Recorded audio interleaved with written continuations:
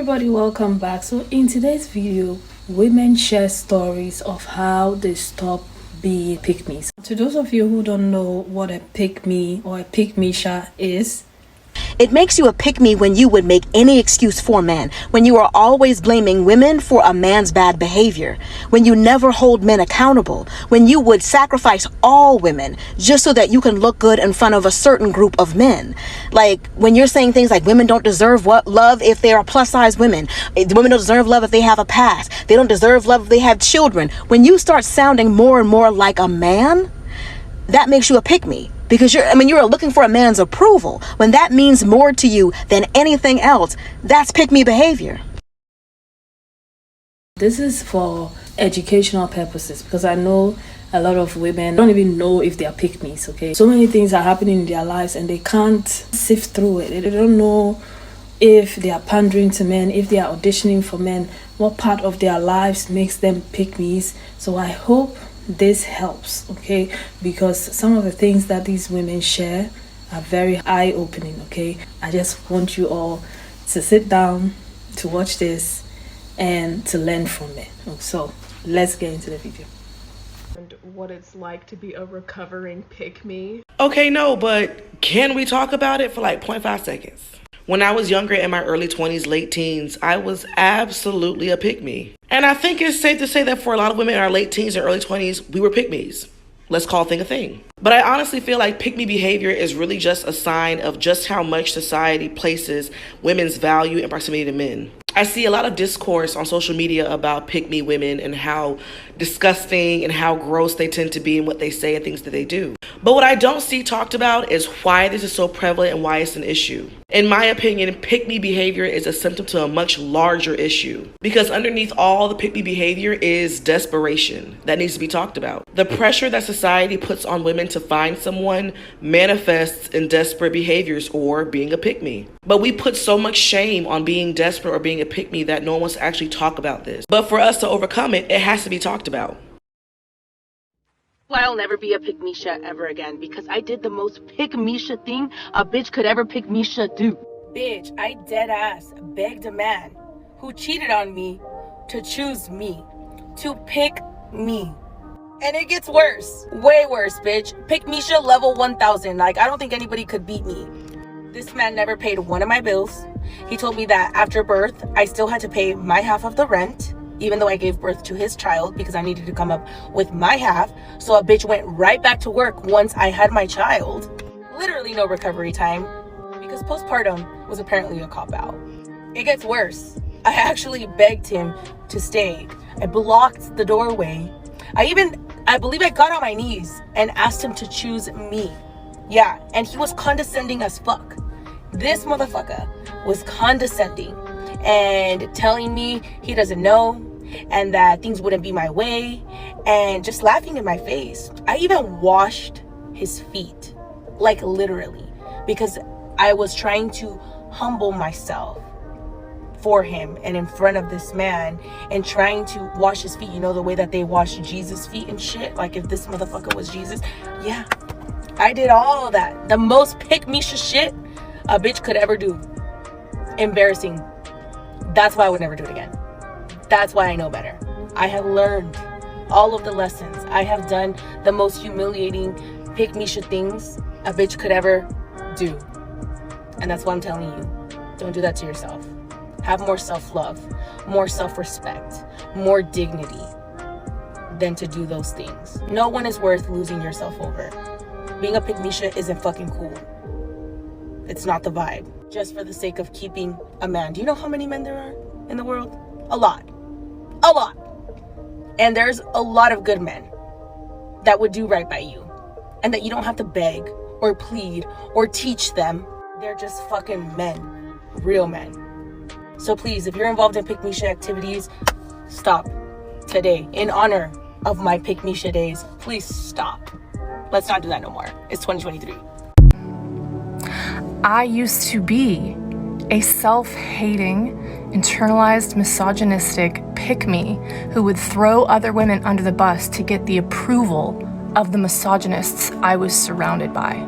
That's why I can see it because it took me years to recover and understand what I had been taught was completely fucking wrong. That the people that I was begging, literally begging for validation from, couldn't give a fuck about me because they see me as less than human just for being a woman. I tried for years to be the coolest, to be the funniest, this and that, at the expense of not only myself, but the other women that I wasn't surrounded with because I didn't have a lot of female friends. No fucking wonder. That's why I can see these women who are doing the same thing to themselves. I can see it because I lived that. Much like many women who were born and raised under patriarchy. We have to deconstruct from patriarchy just like people have to deconstruct from religion. It's just as harmful of an ideology, and they are braided and intertwined into each other. Patriarchy holds up misogyny and Christianity. They're the trifecta of suck. And if you are on your journey of healing from being someone who had internalized misogyny and you were a pick-me, people-pleasing, please validate me type of girl, I see you.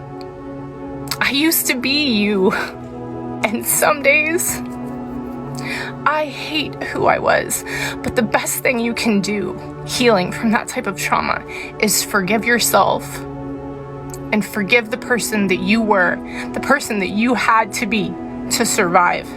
And trust me, those men will never love you. They hate women. This is my story of how I overcame the whole pick-Misha mentality. I was dating this guy and I thought that this guy was heaven sent. Like literally, by me being with this man, I literally did not want for anything. He would get my hair done, my nails done, send me money, help me with my baby. Like I literally thought that this was my soulmate. Within 6 months of our relationship, of it being perfect, his child's mother reached out to me and let me know that he was still dealing with her, that he was a narcissist. He actually has a lot of different women. And on top of that, he is mentally, spiritually, emotionally, and physically abusive. Now, I didn't believe her because, of course, I talked to him about it and he was saying how they are no longer together. She just really wanted my spot because it was so special, and how she was doing anything and everything to jeopardize our relationship. So, of course, I did my research on her. I looked her up on social media and, doing my little pick-me mentality research and like, oh, she can never be me and whatever the case may be. And now I'm trying to actively be different from her, to him. So over time, I'm finding out that everything that she literally told me was to be true. I caught him up with several different women. At this time I had moved in with him, so I became dependent on him, and it was really hard for me to just get up and leave. In addition, I started, towards the end of our relationship, I started to experience him physically, emotionally, and spiritually abusing me. So as we're going through the situation, the one thing that we really were bonding over was our dislike, or really my dislike, and his cover-up of a dislike for this woman. He used to always tell me that she would make up lies and all this stuff. I mean, despite the fact of everything else that was happening, like I really felt like I was in competition with this woman, but when it came to him. So I ended up being with him for 2 years. And towards the end of our relationship, I experienced a very harsh reality about who he was as a person. So towards the end, I lost so much weight. I literally let myself go because this man stressed me out so much that I literally could not focus on myself or keep myself up because I was too busy being involved in all the drama and chaos that he had brought into my life.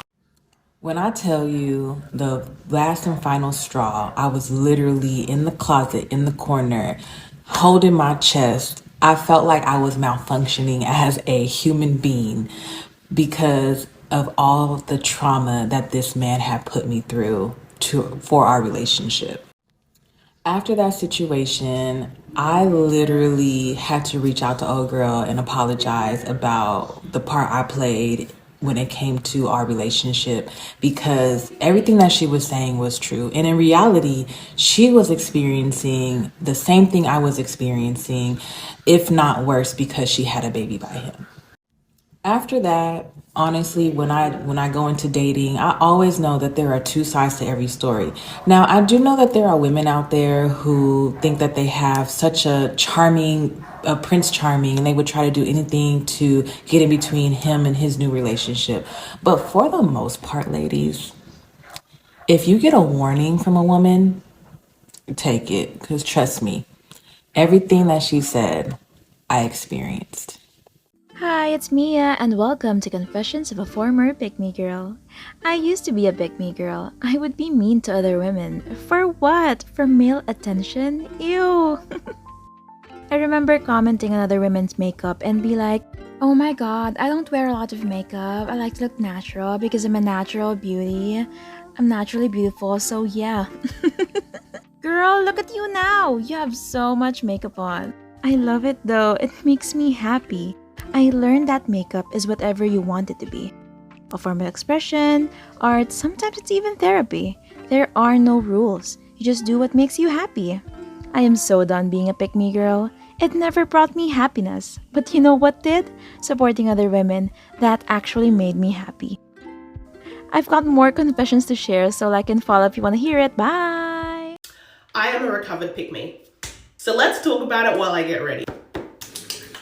So for those who know me, this might be very hard to believe, but we were all kids once, and some of us are very susceptible to brainwashing. Just in case you don't believe me, when I first met my best friends, I genuinely judged them for how many people they had slept with. I was that 19-year-old who thought I had to be pure in order to be worthy of my first boyfriend. So I was just flabbergasted that they had been in relationships, but they also got to have fun. Fast forward to now, and I'm engaged to the man that I literally prayed for. Like, I wished for him every birthday. But I had to learn a lot of hard lessons along the way before I got here, so I thought it's time I start talking about it so that you don't make the same mistakes too. Some of my mistakes watch my videos till today, so I hope you're quickening your boots. On today's episode, we're talking about how guys will say literally anything to get in your pants. Actually, it's not just about getting in your pants, it's also about making you fall for them, with no intention of actually being in a relationship with you. I met the guy who taught me this lesson right after I broke up with my last boyfriend. And at this point, the pick-me inside me was almost already dead. I thought I made it pretty clear that I was just here for a good time, not a long time, but it did not stop this man from trying to play with me. This man would look me romantically in the eye and be like, you are just wifey material. If we aren't married to other people in 10 years, we need to marry each other. Mind you, we've known each other like 2 days. And don't at me for this, but I had just been dumped. So it was like music to my ears. Who doesn't want to be told that they're wifey material? As soon as my face would light up, he would be like, oh, you are loving this, are you? You love when I say that. Sir, you just showed your hand. And don't get me wrong, I'm glad this man was foolish, because that was the slap in the face that I needed. And as I said, at that stage, there was still a little bit of pick-me in me. So I kept seeing him and I kept lapping it up. When I was with him, it was all forehead kisses and I want you to have my babies. But when I wasn't with him, this man would take a whole week to reply to my text messages. The fact that I kept entertaining him made him feel big, you know? And I'm gonna need more women to realize that our attention is very powerful. Because if I'm being honest, this situation only ended because I straight up asked this man why he couldn't reply to my texts. And this man had the audacity to sit in front of me and talk about how he was sleeping with another girl in a relationship and he just couldn't understand how he was so special that we both wanted his attention. Mind you, this was only shortly after he told me he didn't want to use a condom because he had had an STD before and it wasn't that bad. I couldn't even make this shit up if I tried. I just feel sorry for the girl at work who was falling for this shit and cheating on her boyfriend. Moral of the story, bestie, sometimes he's just saying it because he likes how it feels when you like him. Don't listen to his words, watch his actions. And trust me, bestie, you will know the difference. Anyways, I'm done. Let me know if you want me to make this a series and I'll see you next time. So I'm what you would call a retired pick-me girl. And for the majority of my pick-me girl career, I was a sucker for a fuckboy. And I've taken away one really key learning from that era of my life. And that is that there is a big and essential difference between a bad boy and a bad guy. I thought I stopped being a pick-me when I started handling these men the way they handled me. When I was able to fully match their energy, their wit, their finesse, their dominance, and just show up in my most authentic self. But if I'm being completely honest, my death of a pick-me story truly began when I learned to show more grace to women than I showed men. When I stopped bashing women who had not received the level of awareness I felt I had. When I learned that sisterhood meant respecting women's decisions even when they didn't align with my belief system. When I made it a point to remember that my purpose was tied to my ability to connect with women from a place of love. When I stopped judging women for being my definition of mediocre or having men in their lives that didn't meet my financial standards. It's when I finally learned that hypergamy wasn't for every woman, that some women were suited for isogamy and others would still choose hypogamy no matter what, and that's actually okay. It's when I truly understood that women had a right to choose who they had sex with, dated, or married, because the consequences of those decisions will be theirs to bear, not mine. I learned to understand women who now divest as well as those who will forever be race loyal. I found reason to celebrate women who were content with very little in life while still championing women who want it all. You see, not being a pick-me is more than just creating these lofty standards for men we allow to pursue us. But it's also challenging social norms under patriarchy that has made many women feel and become less protected, less accepted, and more marginalized than others. I'm no longer a pick-me, but it has very little to do with how my views on men have changed and far more to do with how my views of women have shifted. I respect women in their absence and hold no space for a man to use another woman as a stool to prop me up. I stopped being a pick-me when I picked me, when I truly became woman identified, a woman's woman, my sister's keeper. Whether you ever read my book to learn the full way I break down pick-me behaviors of women, it is my desire that you unlearn all that doesn't serve you, that you embrace your womanhood, and that you see the true value in sisterhood, because, ladies, men are not coming to save us. It's time we save ourselves. So, I hope it makes a lot of sense. Now, I hope that all the stories help you to not make the same mistakes that they made.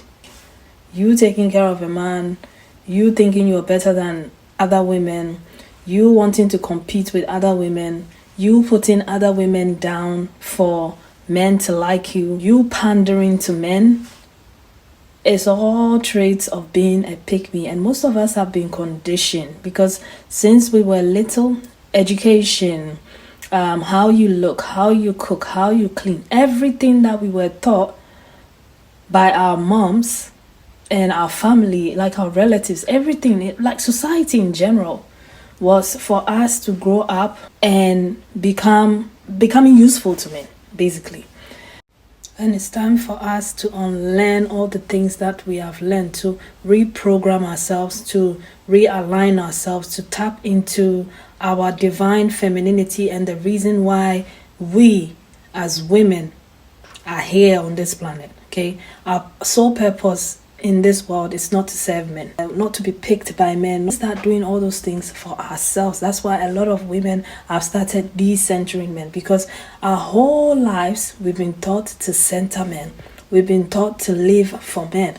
That is is it patriarchy? Yeah. The problems that the patriarchal society that we live in has made for us as women. And it's hard to reprogram ourselves, but I'm glad that recognizing that this is how we have been raised and trying to change that, I'm so proud of all of us. So I'm so glad that they came out and they shared their stories, and I'm so happy that I get the opportunity to reshare this, okay? So each and every one of us can learn from it, can start living for ourselves, okay? Can start putting ourselves first, can start making more friends. I've learned a lot from this video. I hope this video has taught you a lot too. And let me know about what you think about all of this in the comment section. And I'll see you again with another video. Take care of yourselves. Bye.